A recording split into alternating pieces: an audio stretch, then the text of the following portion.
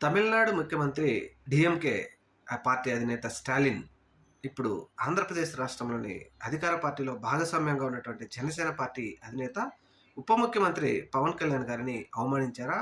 లేదంటే ఆ పార్టీని అసల గుర్తించలేదా అంటే అవుననే సమాధానం వస్తుంది. విషయం ఏమిటంటే డీలిమిటేషన్‌కి అగైనెస్ట్‌గా పోరాడుతున్న డీఎంకే పార్టీ అధినేత స్టాలిన్ గారు పొరుగు రాష్ట్రాల్లో ఉన్నటువంటి తెలంగాణ, ఆంధ్రప్రదేశ్ రాష్ట్రాల్లో ఉన్న పార్టీలను అలాగే తమిళనాడులో కొత్తగా పెట్టిన విజయ్ పార్టీని కూడా ఆహ్వానించారు. డీఎంకేకి వ్యతిరేకం బద్ధశత్రువైనటువంటి ఏఐడీఎంకేని కూడా ఆహ్వానించారు. ఆంధ్రప్రదేశ్‌లో వైఎస్ఆర్‌సీపీ, టీడీపీని కూడా ఆహ్వానించినప్పటికీ మరి డీఎంకే పార్టీ అధినేత స్టాలిన్ గారు జనసేనకు ఆహ్వానం పంపకపోవడం మీద ఇప్పుడు సర్వత్రా ఆసక్తి, చర్చ జరుగుతా ఉంది.